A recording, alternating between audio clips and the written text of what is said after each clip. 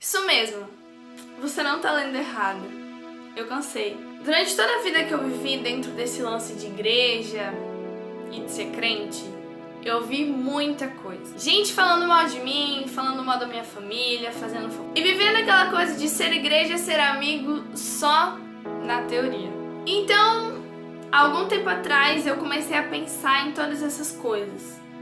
E eu me perguntei muita coisa. E eu achei resposta pra muita coisa também.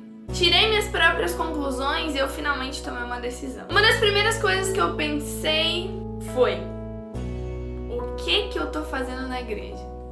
Eu tenho uma vida inteira pra viver e eu tô aqui me privando, ficando em casa sábado à noite, sendo que tem um monte de jeito pra me divertir e eu fico em casa junto com a minha mãe? Pra que isso? Qual é o propósito disso? Eu tenho 16 anos, sou uma menina bonita, tô com a vida inteira pela frente e eu vou ficar aqui me guardando pra uma pessoa especial? Nosso tempo é curto, é só um suspiro e eu vou ficar afundando minha vida inteira só nesse negócio de igreja?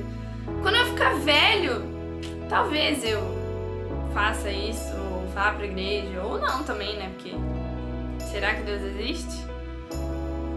E essa também foi uma coisa que eu me perguntei. Eu já vivi tanta coisa, já sofri tanta coisa. E se Deus, ele é um Deus de amor, por que ele permite esse sofrimento?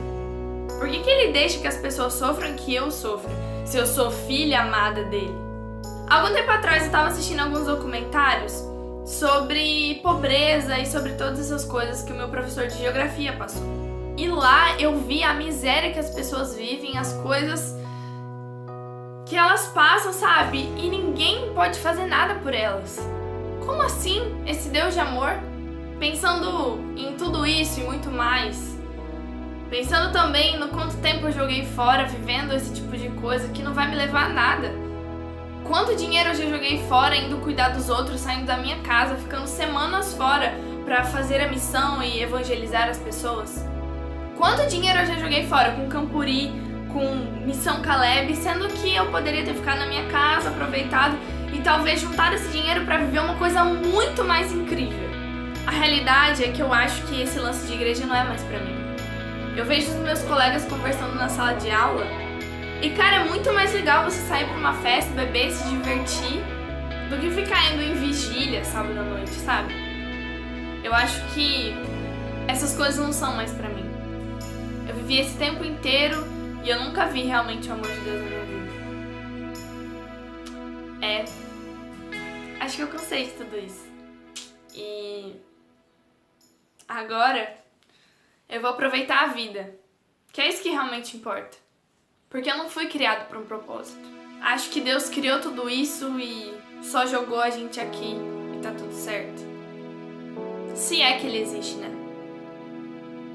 Porque os organismos são tão perfeitos que eles poderiam muito bem ter se criado sozinhos. Talvez esse relato seja o seu. Talvez você tenha pensado essas mesmas coisas. E eu não te culpo por isso, porque isso realmente acontece. As questões vêm na nossa mente e parece que a gente nunca encontra resposta pra nada e que o amor de Deus é muito banal pra gente. Mas existe uma história na Bíblia que se assemelha muito bem a tudo isso. E eu gostaria de compartilhar essa história com você.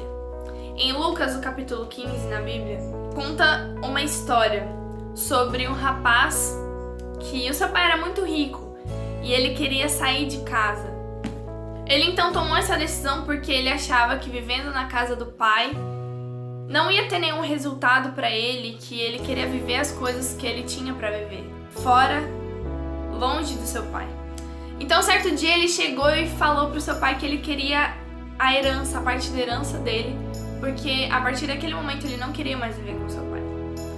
Então esse rapaz, ele saiu de casa, juntou suas coisas e foi viver a sua vida, viver aquilo que ele achava que era correto. Só que muitas coisas aconteceram durante esse período. Esse rapaz, ele se envolveu com drogas, com bebidas, com mulheres e tudo parecia muito maravilhoso enquanto ele tinha dinheiro. Só que chegou uma época que ele estava vivendo a miséria porque ele gastou tudo. Ninguém mais queria ser seu amigo, que as pessoas estavam interessadas naquilo que ele tinha, não aquilo que ele era. Percebendo tudo isso, então, Ele precisava de um emprego. E a única coisa que ele encontrou para se empregar foi para cuidar de porcos e viver ali com eles. Esse jovem então foi de um rapaz rico para alguém que vivia para cuidar de porcos e comer aquilo que eles comiam.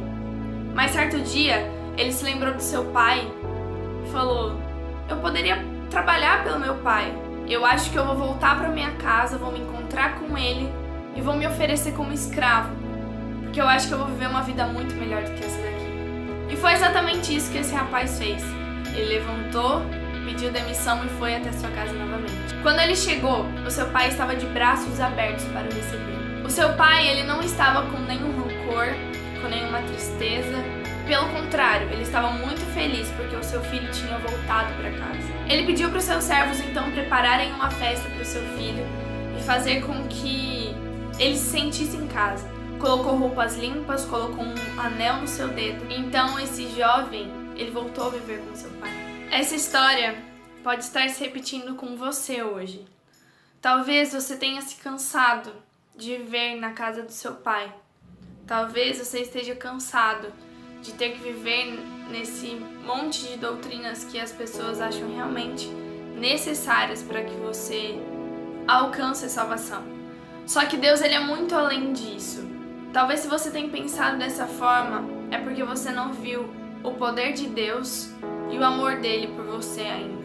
Porque é impossível olhar para o amor de Deus e não querer mais dele. Você não é o único que se confunde. Você não é o único que às vezes tem vontade de jogar tudo pra cima. Eu te entendo porque às vezes eu penso nisso.